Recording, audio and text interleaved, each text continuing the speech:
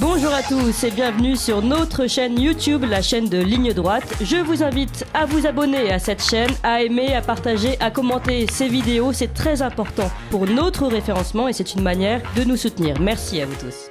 Bonjour à tous et bienvenue dans cette fausse information. Merci de nous rejoindre très nombreux aujourd'hui. Avant de recevoir nos invités politiques, on parle d'abord de la NUPES et on en parle en chanson avec Joe Dassin, la bande à Mélenchon.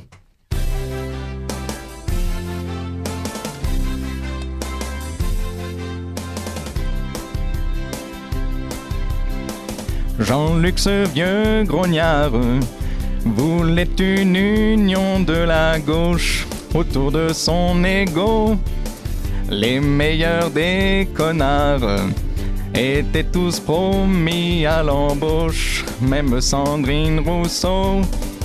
Il n'y aura plus de frontières, que des racisés et des bobos, les deux comme au Bono, qui veulent la fin de la France et d'une république de coco. Ils voulaient tous avoir un siège, ils se sont alliés, et ça sera la fête dans l'Assemblée. Il n'y avait jamais un copain trop con, la bande à Mélenchon. Il y aura moins de nuits sans joint que de jours sans pain. Ils nous taxent partout et l'on n'a plus rien. Ils se gavent de tout, ils se foutent de nous. Qu'est-ce qu'ils se mettent bien?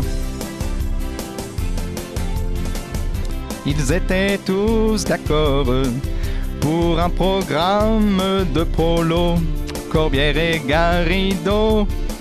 Mais Roussel, ce vieux beauf, voulait manger un jambonneau, car on l'a traité de facho. La sainte diversité, ils ont du mal à l'appliquer à leurs propres députés, à part Rachel Keke, ils sont la rédac de Libé. Ils voulaient tous avoir un siège, ils se sont alliés, et ça sera la fête dans l'Assemblée. Il n'y avait jamais un copain trop con, la bande à Mélenchon. Il y aura moins de nuits sans joint que de jours sans pain. Ils nous taxent partout et l'on n'a plus rien. Ils se gavent de tout, ils se foutent de nous. Qu'est-ce qu'ils se mettent bien?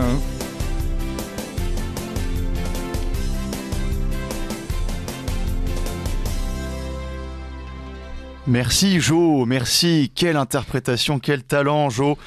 Et en attendant, on continue avec des invités politiques et on reçoit notre président de la République, Emmanuel Macron, pour qu'il nous explique un peu son allocution d'avant-hier, de mercredi. Bonjour Emmanuel Macron. Bonjour Valentin. Alors, qu'est-ce que vous allez voulu nous dire avant-hier? Parce vous avouez, on n'a pas très bien compris le but de cette prise de parole. Hier, mon allocation était claire. J'ai essayé de redéfinir la feuille de route qui guidera la politique de la France dans les 5 prochaines années, c'est-à-dire construire des partenariats solides, structurés, républicains avec l'ensemble des forces politiques de notre pays. C'est une politique de responsabilité qui nous attend aujourd'hui, avec la force de nos institutions, mais aussi à l'aide des collectivités territoriales. Monsieur Macron, s'il vous plaît, parce que là on comprend rien. C'est ce qu'on vous reproche en fait. On a l'impression que vous parlez pour rien dire. Vous avez quelque chose à nous dire ou pas? Eh ben, pas complètement en réalité. Quoi? Je peux vous parler? Les micros sont fermés? Non. Alors, en fait, je voulais annoncer un confinement, mais juste avant, Brigitte m'en a dissuadé. Comment ça? Je voulais faire un confinement pour faire remonter ma popularité et pour les punir un peu ces Français. Je vous rappelle quand même qu'ils ne m'ont pas donné de majorité à l'Assemblée. Mais pourquoi vous ne l'avez pas fait alors? Brigitte m'a dit que s'il y avait un confinement, je ne pourrais pas aller à Brégançon en juillet. Du coup, juste avant l'intervention, j'ai dû dire n'importe quoi. Ah, c'était pas préparé? Ah non, j'ai dû faire une improvisation de 8 minutes en direct, parler pour ne rien dire. Ah, d'accord. Mais il faut pas faire ça, chat. Faut nous prévenir la prochaine fois. Faut pas faire comme ça. Ma prochaine allocution, promis, ça sera pour un confinement. Mais non, c'est parce qu'on... Bon, bref, barrez-vous. On reçoit Philippe de Villiers maintenant. Philippe de Villiers, bonjour Philippe. Bonjour à tous. Bonjour à Radio Courtoisie. Philippe, vous voulez nous faire un bilan de la campagne de reconquête? La France connaît ses dernières heures. Elle est au bord du gouffre. Elle était au bord du gouffre avant les élections. Désormais, elle est encore plus proche du gouffre. Elle a la moitié des pieds dans le gouffre. Elle a ses doigts de pied sont dans le vide. Je crois qu'on a l'image, oui. Elle est à la fin du temps des barbares. Il est minuit moins 1. C'est la fin des haricots. On est On n'a jamais été aussi près de la fin. Le temps nous est compté, Valentin. Je crois qu'on a l'idée générale. Et qu'est-ce que vous allez faire maintenant ? Je vais retourner au Puy de la Folle et je vais monter une nouvelle attraction dédiée complètement à Éric Zemmour, qui est notre nouvel héros français. Il se battra en armure avec un cœur vendéen sur la poitrine. Il combattra des islamo-gauchistes sur un cheval. Il y aura des invasions barbares qu'il repoussera en lançant des bouts de saucisson. Vous êtes parti loin quand même. Mais vous avez du temps libre là ? Oui, je vais écrire un livre. Comme tous les 6 mois à peu près, j'écris un livre. Et ce livre, il s'intitulera Chronique d'un humble Vendéen dans une reconquête nationale qui le dépasse. Toujours un peu long ce titre. Mais je voulais revenir sur la polémique avec vous de Éric Zemmour qui a été viré de la piscine du Ritz à cause d'un comportement excessif. On dit qu'il aurait passé ses nerfs sur une cliente américaine qui empruntait la même ligne d'eau que lui. Comment ça se fait qu'Éric Zemmour aille à la piscine au Ritz ? Déjà, il va au Ritz parce que là, au moins, il est sûr qu'il n'y a pas de burkini. Ou alors des burkinis du Qatar qui ne sont pas voués à rester. Et c'est des burkinis qui donnent de l'argent à la France et qui après repartent, contrairement à d'autres. Écoutez, comme par hasard, c'est une américaine qui voulait emprunter la même ligne d'eau que lui. Donc moi, je pense que des Américains n'enfreignent pas des lois internationales comme les lignes d'eau de piscine par hasard. Je pense que c'est une tentative de l'OTAN d'inféoder le Ritz. Des étrangers qui ne respectent pas des frontières, mais comme par hasard. Et ça tombe sur qui ? Ça tombe sur Éric Zemmour. On sait qu'il est très à cheval là-dessus. Éric Zemmour, il n'aime pas être remplacé dans sa propre ligne d'eau. Donc il retrouvera une piscine, ne vous inquiétez pas, mais je ne suis pas sûr qu'il aille à l'Aqua Boulevard, si vous voyez ce que je veux dire. On voit très bien ce que vous voulez dire. Merci beaucoup Philippe de Villiers. En attendant, c'est la fin de cette fausse information, mais ne vous en faites pas, on ne vous quitte pas sans chanson. C'est l'été, et qui de mieux que Nino Ferrer pour nous chanter l'été avec sa version politisée du Sud.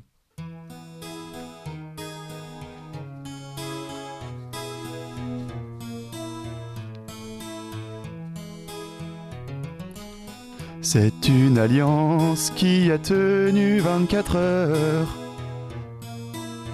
avant de craquer. À l'Assemblée, il va y avoir de l'ambiance. On va se marrer.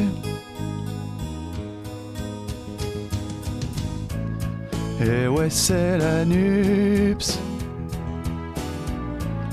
de Roussel à Rousseau. Y a du gaz dans l'eau, même avant la rentrée.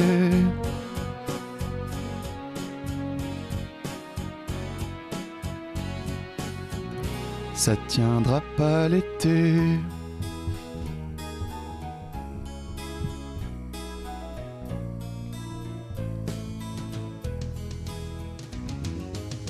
Des opinions, y en a autant que d'élus.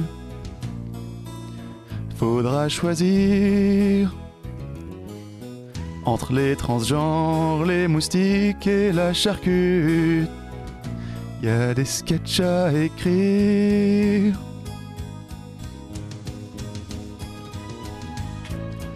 Et ouais, c'est la NUPS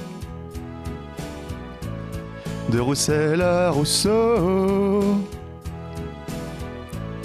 Y a du gaz dans l'eau, même avant la rentrée.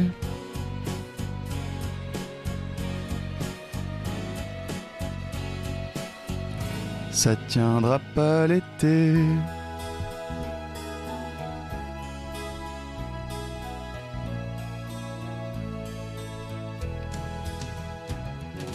Didi, didi, didi, didi, didi.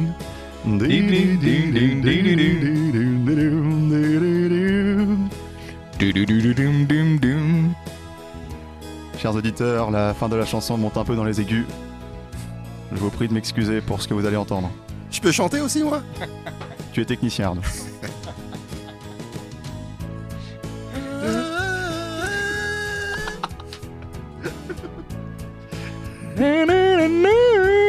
À moi, à moi.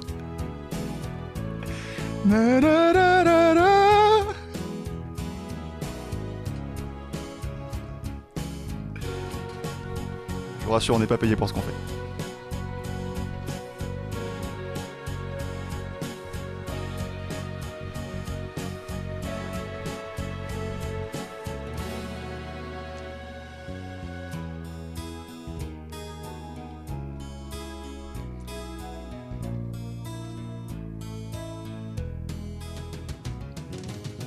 Un jour ou l'autre, ça va en venir aux mains.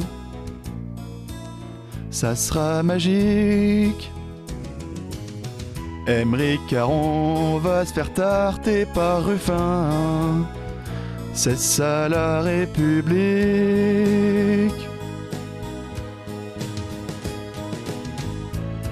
Tant pis pour la NUPS. C'était pourtant bien. Pour les élections, ça fait illusion.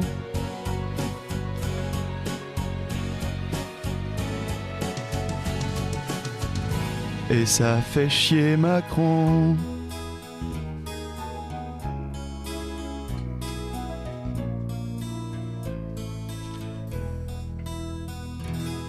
Merci pour cette fausse information. On rappelle qu'elle est fausse, cette information. Vous appréciez cette émission? Alors aidez Radio Courtoisie à en produire d'autres, en indépendance totale. Rendez-vous sur soutenir.radiocourtoisie.fr. Merci d'avance.